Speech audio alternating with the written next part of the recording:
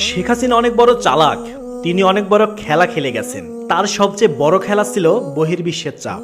তাই এই চাপ থেকে তিনি মুক্তি পেতে কিছু কৌশল অবলম্বন করেছে, আর আমরা তো ছিলাম তার সেই কৌশলের পুতুল মাত্র।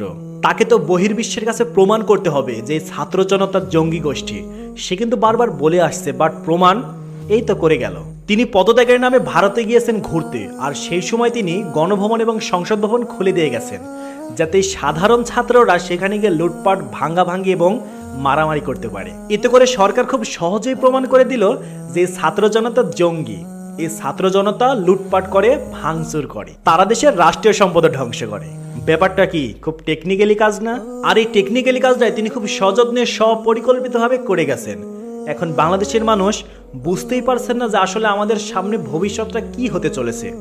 আমরা কি আসলে স্বাধীনতা পেলাম, নাকি শেখ হাসিনা সরকার আবারও বাংলাদেশে ফিরে এসে আবারও সবকিছু তার নিয়ন্ত্রণ করবে?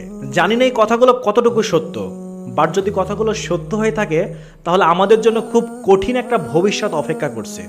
আর যদি মিথ্যা হয়ে থাকে তাহলে আলহামদুলিল্লাহ। তবে আপনারাই বলুন, এই কথাগুলো যে বিভিন্ন সোশ্যাল মিডিয়াতে আপনারা দেখতে পাচ্ছেন, তার কতটুকু সত্যতার প্রমাণ আপনারা পেয়েছেন?